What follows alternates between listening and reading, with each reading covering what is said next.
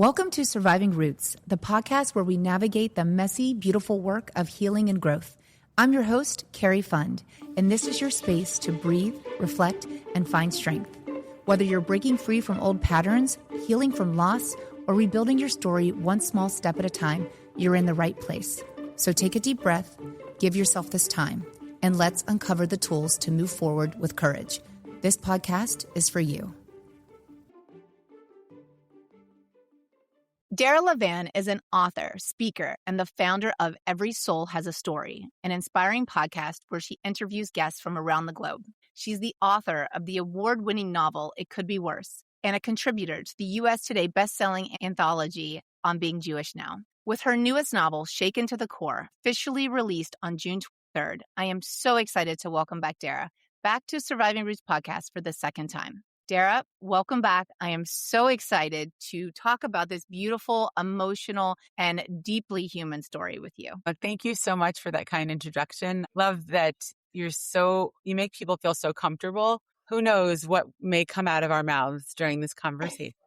Who knows? Fair warning to everyone listening. Well, I do want to say congratulations. It's your second book, baby. And I really want to thank you for my advanced reader's copy. I was so honored. Oh, thank you for taking the time to read it. I know you've got young kids and a very abundant life, so I appreciate you doing so. I love your books. I love your storytelling. So let's start off. Can you tell us a bit about Shaken to the Core? I can. So interestingly, it's a standalone novel, but it is, if you read It Could Be Worse, this is Joy's story, who is Allegra's daughter. Joy's a photographer. She takes photos of families and children. Her husband, Andre, is an architect, and they've designed their lives perfectly curated. They don't want for much financially. Everything seems perfect until it isn't. Her mom dies suddenly. Sorry for anyone that read It Could Be Worse. Warning, Allegra's gone, but she's not really gone, as I believe off the page as well. And they leave Miami for the mountains of Vermont. He wants to bring the tropics there. They feel like the glitz and glam of South Florida is just not their vibe, or so we think. And they have this wonderful life, lots of friends, peaceful. And then her husband receives devastating, life-altering news that upends Joy's calm existence. So she has a lot of decisions to make. Suddenly, she stumbles upon her mom's diary from the 1980s from summer camp and reads one entry that changes the trajectory of her life. It really inspires a big choice for her. So she really gets her own voice. She's more of a quiet, but definitely not passive. I'd say she's quietly strong. And we see her blossom. Some beautiful things happen. And really, the core of Shaken to the Core is, what do we do with the time we have left on the planet? She's given one curveball after another. She's in her late 30s.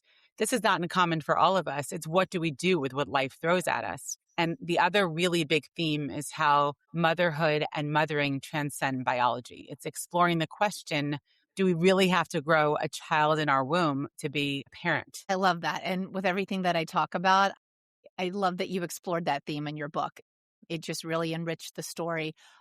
Your storytelling in this story is not some world transcending to something that we can't relate in our life or really feel at home. It's something that everyone throughout their lives experiences. Pain and healing and all of these things don't wait for convenience. They don't wait for anything. They just happen.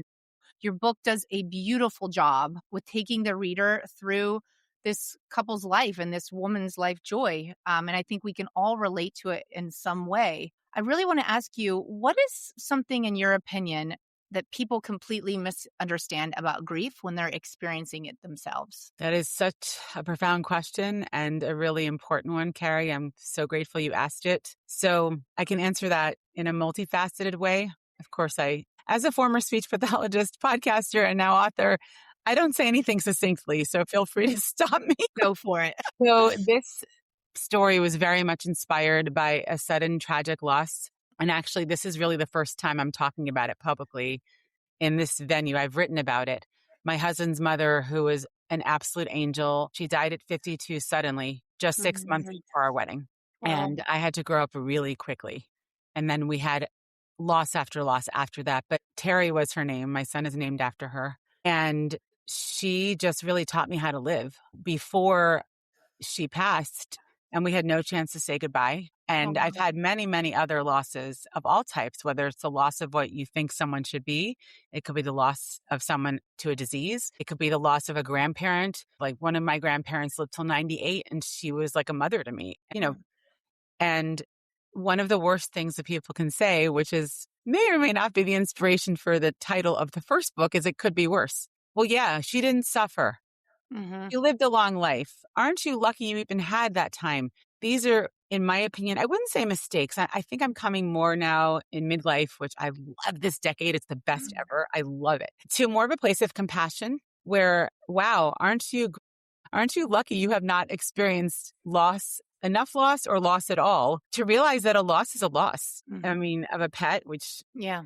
you know, and it doesn't matter how much time we have with this person or this animal or a friend or a parent. It's the depth of the relationship. So I only knew her 18 months. And yet she lived her life almost childlike. Like every day she lived was so big. I mean, we used to say to her, "Oh my gosh, Terry, please, you don't need to buy that for us or whatever." She insisted on throwing us an engagement party that was so lavish down in the Gables. And we said, "This is ridiculous. We're having a wedding." She died a few months later. It's like her soul knew.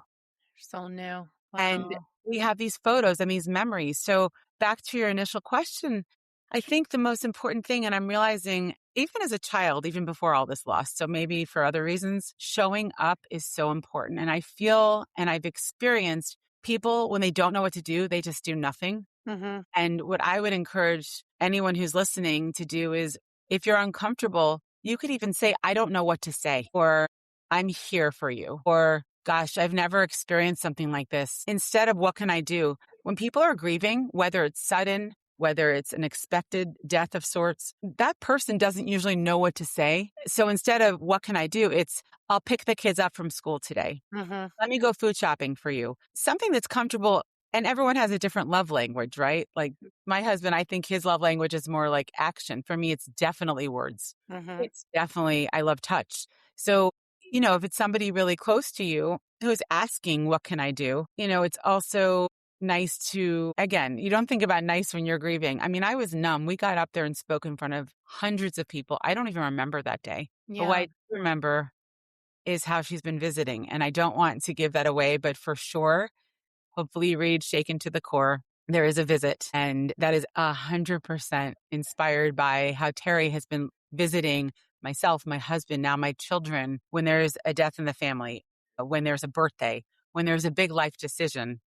This certain visit happens, and it is unbelievable. I've been sharing this story now for years. Again, never in this kind of platform. Mm-hmm. Thank you for giving me the space to do so. I've had people send me this image of what I won't ruin for years. It's beautiful from around the world. So I Wow. believe also when you're grieving, and it takes time to get to this place, this is just my personal belief. I believe bodies die. I believe that souls don't. Mm-hmm. And that's just a Dara belief. That I believe could be Buddhist, it could be Christian, it can be Jewish. It's just what I believe in because of what I've experienced. And I think if you're open to receive, just like other things in life, that's beautiful. People come into your life. They believe, even my dog, this is crazy, but my Izzy, I've had many, many dogs, but he was my rescue and he really rescued me. And he's in the first book. And we were just moved out of our kids' childhood home. I've been crying. I've been a hot mess. It like peeled up so many layers I did not expect. We're about to leave the house for the last time. And my husband says, "Let me see if there's a golf ball." There are always golf balls all over the yard. Nothing. So he goes behind the bushes where Izzy and our other dogs used to always hide and freak me out because I thought they were missing. And he finds a golf ball. Carrie, on the golf ball, it says Noodle. When we adopted him from the Humane Society, his name was Noodle the Poodle. My gosh. I But cannot. how I got chilled. And my Izzy, I mean, things have happened to me like that my whole life. And I think it's because I'm open, but that, even for me, that was weird. And Yeah. so I said to my husband, I'm like, "Honey, I don't play golf. Like, is this normal?" He said, "I've never, no." He's like, "Who would put Noodle on a golf ball?" And I Yeah. named Izzy for Itzhak because it all happened during Rosh Hashanah. And Itzhak means laughter. Wow. So like that, in this book, there's a lot of meanings. Each name is very significant. Joy, obviously. Andrea is Colombian. Her father, Benito, was Jewish Cuban. He's Colombian. Jewish. My husband keeps saying, should I be worried? Like, is he white American? I'm like, no, I want to represent him from South Florida. Oh my God, I love it. I love it. Well, I mean, the theme of grief is definitely heavy throughout this novel. It's also Shaken to the Core is also about so many other things: identity, control, marriage, motherhood, like you had mentioned earlier, and what happens when life just completely out of nowhere changes directions. What made you want to write this story now? Like, why did you need to write this book now? I love that question also. For me, writing's like an itch. And when I cannot stop thinking about something, I wrote this in a matter of a few months. It just kind of poured Mhm. out of me. Wow. There's a big moment that happens about halfway through the book that really sends poor Joy spiraling. And I'll tell you, as a fiction writer, and I used to be a journalist, I was a speech therapist. So in all of my novels, I integrate my background. So my first novel, the protagonist was a stutterer, but because Mhm. of trauma. This novel, there's definitely a neurologic thing that is in there. I want to be very vague. I don't want to ruin the story. There's a summer camp, which was very important to me also. I loved camp.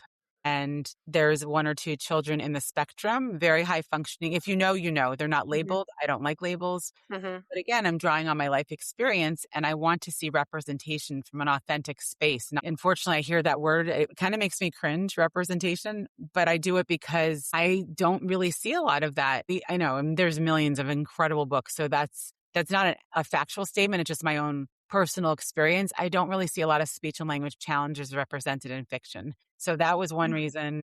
And what we see happen to their life together that does test their marriage and test their faith and test her as a woman who's, a lot of all these roads appear and she has to choose which one. And she ends up creating her own path, which is amazing.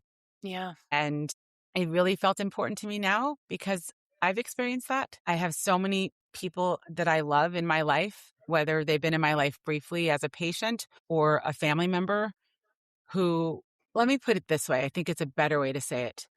I have learned over the years that when I see a pattern, I think any creator, I consider myself a creator, right? I can't even draw to save my life. I mean, I'm not kidding. It's really atrocious. I'm great at hearts and that's it.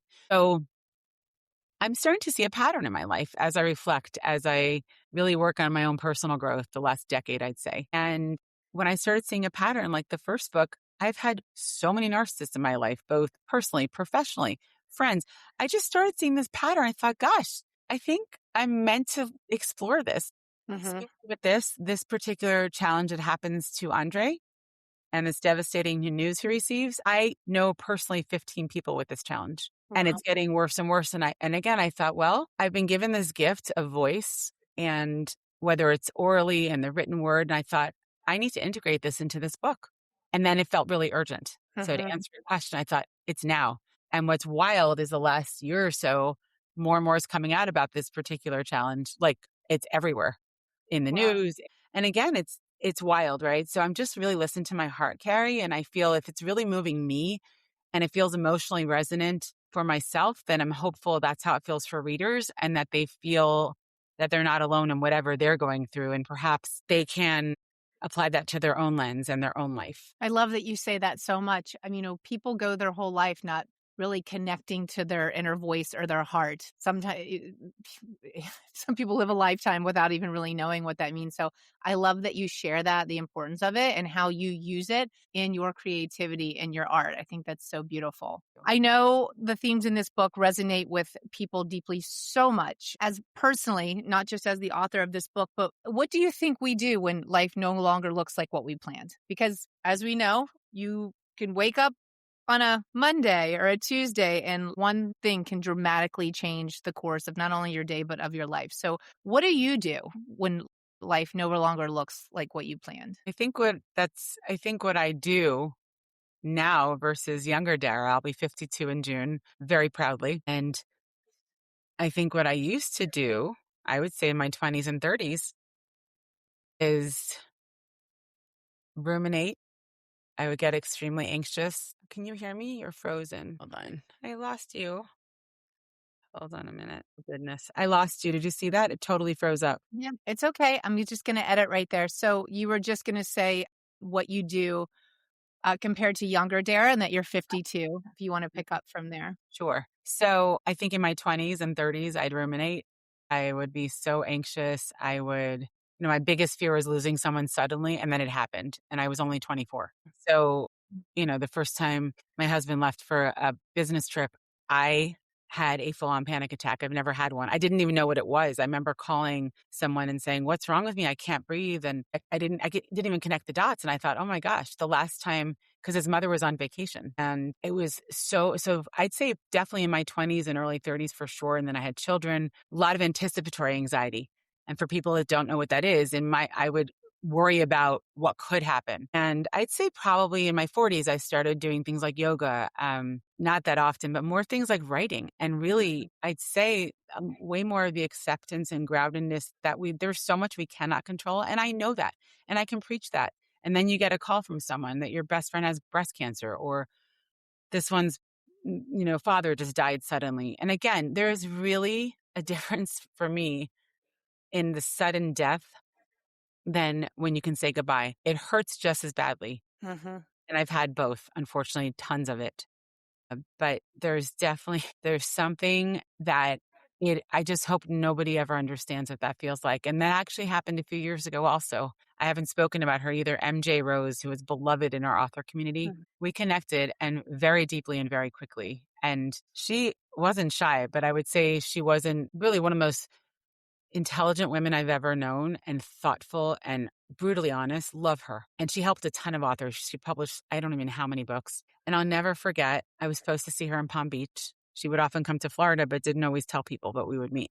And so I wouldn't share, I didn't post. It was just our time. And again, a very, very short friendship because of the short time. And I was looking at my phone the other day, and I was supposed to see her, but I didn't feel well. And she died suddenly a few days later. Oh my gosh. I was in such shock. I couldn't breathe. I couldn't move. It was resurrecting all those emotions from my 20s, from what happened. And so what do? I wrote, I walked a lot. I talk about her. I really believe one of the ways to process and also to keep people alive, keep their memory alive, is to talk about them. My kids talk about Grandma Terry all the time. They never met her. Wow. I talk about her constantly. Every time, she was a really well-known, extremely talented decorator in Miami. So every time we move, I always think, oh, I wish you were here, Terry. And then inevitably, there's this visit that we'll hopefully read about in the book. So I do believe I choose joy. Yeah. And I choose it consciously. And I hear that a lot from people that know me really well for years. They're like, why are you always so happy? I said, I'm not always happy, but I choose joy. And there's a difference. I think happy is fleeting. I think happy is an emotion.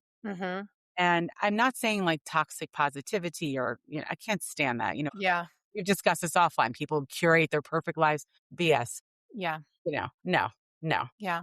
And one thing just recently that we've experienced in my family, and it's interesting how I reparent myself just by trying to teach my kids how I didn't grow up, but you can always lean into joy, and you can hold many emotions at once. You can feel joy and happiness and also grieve and be sad. It's not like so black or white.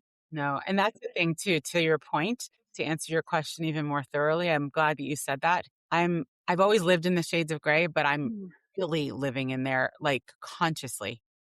Yeah. And it's definitely not black and white. And I think that's where the struggle becomes when life doesn't go as planned. Yeah. No, 100%. 100%. I love that we're talking about your mother-in-law, Terry. I think it's beautiful that you named your son after her. And speaking of mothers, Joy's mother's diary became such an emotional turning point in your book, Shaken to the Core. And I'm going to ask this because I know my listeners and everything that I talk about with mother wounds and estrangement and things like that, people would love to hear about this. What is it about our mothers and the stories they leave behind that continues to shape us long into Good adulthood? and bad, right? Give it to me, Dara. Tell me your thoughts. Oh, dear. Well, thankfully, Allegra did not have a good relationship with her parents. So she raised a child, Joy, who we meet as in her late 30s. They were very, very close. So her pain was a different type of pain than if you have estrangement. And again, all the pain's the same. It's just how it's delivered. So now her pain is, how is she going to go on without her mother? Like, she and her mother were extremely close. So this little nugget, this little morsel. I keep thinking of like Hansel and Gretel, like her mom left a little crumb. She didn't know. Her mom just was gone suddenly. That's it. No chance to say goodbye. And we see in the beginning of the book, how others are talking about her mother.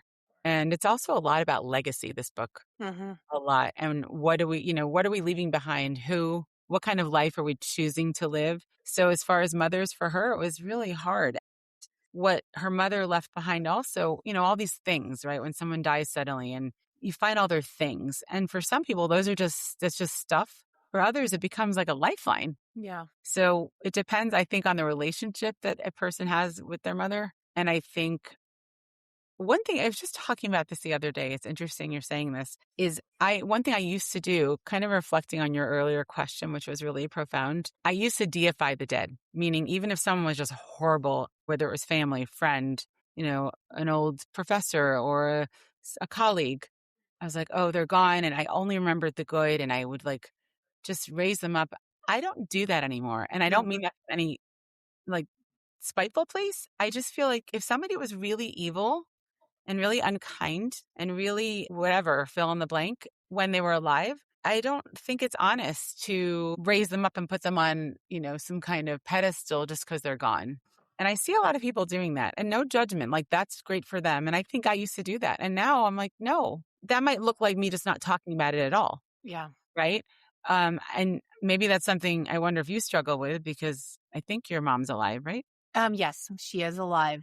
That's a good, right? It's when you think about, and it's not unkind. I used to think, well, that's just wrong. No, I mean, we can wish someone love from afar as it goes with estrangement, as you write so beautifully about. I think what Oh, you thank share you. is so raw and honest and inspiring and real. Thank It's so you. good. And same thing when someone passes, if not to hold a grudge, that's not the space I'm coming in. I always say, send them off with love. At the same time, we can be honest about who they were when they were on the planet. And if didn't feel good, that's okay to, sit with that. I 100% agree. And I love that you say this. The word that comes to mind is just pretending. I think so many of us grow up with like Mhm. shame keeping us silent and we pretend. We pretend we come from the perfect family. We pretend we have the great life. And I think social media has just fueled these curated lives. I think we've just all learned on some level, no matter even if we had the healthiest of childhoods, we Yeah. all just were in that like, I'm fine, it's fine, everything is fine. And we just go naturally into this pretending mode. Mhm. And I think you do yourself a disservice and your own healing when you're pretending because it just delays everything.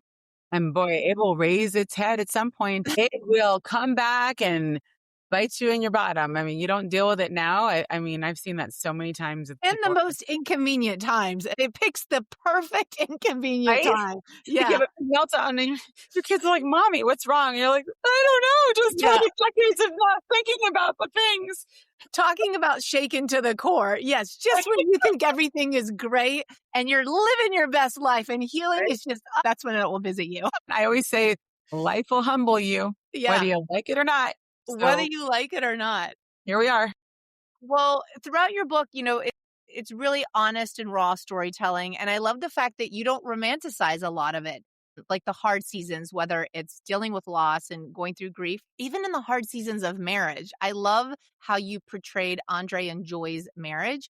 It shows what happens when two people are grieving differently at the same time. What did you want your readers to understand about love through their marriage, through Joy and Andrea's relationship? That real love, sustainable, is not just about the romance, not just about, oh, he's hot or she's hot. It's not just about I hear this lately from a lot of like Gen Z and millennials, which I think is appalling, but I'm hearing this more and more from people I talk to. Money is so important now. Like women are dating and Oh my God. it makes me feel ill. I'm being honest. My children are not like that at all. And I'm being sincere. They're completely the opposite. They're in their early 20s, but I've asked them even, and more the millennials, I guess. And that's not what it's about, because I don't care how gorgeous the person is, how wealthy, how fill in the blank. And that's why I intentionally wanted to create a relationship where in the beginning, and still they don't want for much. So many people, there's a lot of judgment, and I hear this a lot.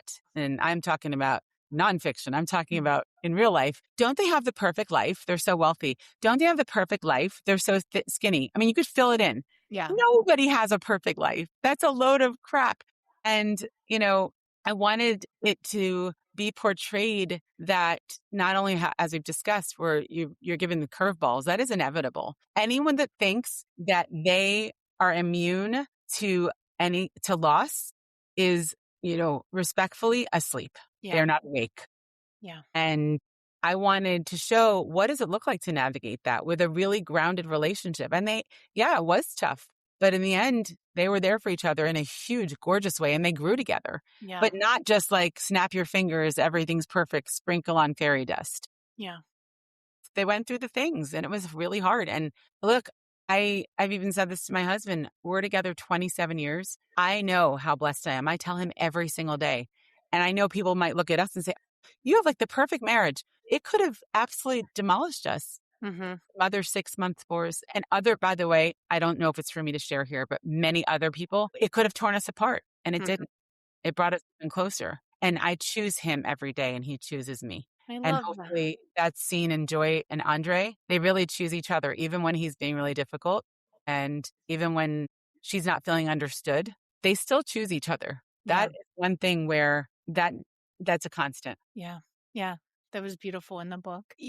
Joy, through all of this, spends so much time questioning herself, like who she is and what truly matters. How do you think painful seasons and shocking news and loss, how do you think that sort of can redirect or inspire us towards the life that we're meant to live? I think it really shakes you up. I think that sometimes we're forced to choose and sometimes those answers are just revealed to us. Mm-hmm. So it could be a career path. I mean, that happened to me. Yeah. I was going to be a journalist and then I had to cover this horrible story and it shook me to my core and I ended up becoming a speech therapist and here I am full circle. Yeah. So that's more of like a mild shakeup, let's say, or it could be, a spouse or a partner who gets diagnosed with a terminal disease or a degenerative illness or something. And sometimes you don't have a choice. Yeah. Right. So it's kind of, I think that's a hard question to answer. I think it's different for everyone. And I think you mentioned the word season, and I don't even know if that was intentional, but I don't know if you noticed, I wrote the book in seasons. It was Yes, I did. because I don't know if people are noticing that yet. I have a lot of early readers and I was very intentional also because especially as women, and we go through seasons, whether it's hormonally, Mm-hmm. menopause, welcome into my life, darling. And we go through seasons as mothers, or we also go through seasons. There's a lot of women who can't conceive and even just puberty, all the seasons we go through, right? So I feel that as far as how can it change you, or what was your exact question again? It was really about like Joy experiences so much of like what is truly matters in her life, like Right. what is she meant to be doing? And then all of this sort of life happens. How do you think that? Do you think loss and tragedy and grief can sort of, I don't know, almost wake us up? How do Yes, you think it very can much put so. us, I almost like it's they're like the plates in our soul are shifting. Like it's like these, I picture like seismic. And what I think is really fascinating, like any writer, I'm a big observer. I don't even know I'm doing it, but I guess I am. I don't really miss anything, which can be painful too. But it's interesting and sad to me. I also have observed people that I know where they have had the big shakeups. They have had the big things happen and they haven't woken up. They're still maybe selfish or a narcissist yeah, or uh, don't really know what's really important. And yeah, that's like, to me, heartbreaking. Like, how yeah. can you have so many horrible things happen to you, around you, to people you love, and it doesn't change your life perspective? That to me is mind blowing. I don't understand. Yeah. I mean, I don't know how it can't. I can relate to that in many ways because my mother just never healed. She's so connected to her pain and her past. And I just think to myself, well, I have compassion for her because all of these decades of not living your life and having the opportunity to be here and live your life. And also just if I compare how I used to experience loss and how I would always have so many regrets. Why didn't I do this? Why didn't I do that? Yeah. And then when my daughter was 3 months old, my husband was diagnosed with cancer. And that really shook me to my core. I mean, especially coming from a toxic upbringing, thinking you're not worthy of love or this life. I was like, oh, here, my mother was right. She's about to take the love of my life. Well, we have a 2-month old. And it was that reminder, like, don't take life for granted, be present, love the people that are here and love you. And we're all human. I mean, we all get busy. We all lose track of time. We all don't make time for some friends or to do things because we're busy. We're writing books. We're with family. We're raising kids. But I will say one thing I was proud of myself with our most recent loss of our dog passing away last week is that I had absolutely no regrets. Mhm. We went on the walks. We were present with our animals. We were present. We had just gotten a pup cup from Starbucks the day before, and they Aw. were in my car with me for 3 hours watching the kids play tennis. Like, I literally thought to myself, wow, like when the diagnosis with my husband 10 years ago really did shake me to my core and remind me of all the things that are Mhm. so important in life, that I honestly feel like it's helped me even with the grieving process just of the loss of my dog recently, is that I had just no regrets. I didn't live in like, I should have done this, I could have done that. Like, I really am giving it my all. I'm giving it my all in my motherhood and in my marriage. And I feel like if you can really have a chance to be woken up and shaken to your core and really live your life Mhm. from that moment, I don't know. I don't know why people say they don't wake up. I don't know why they. Wild, isn't it? And the people that don't wake up, especially the ones that are older, it's fascinating. And really, again, I say sad.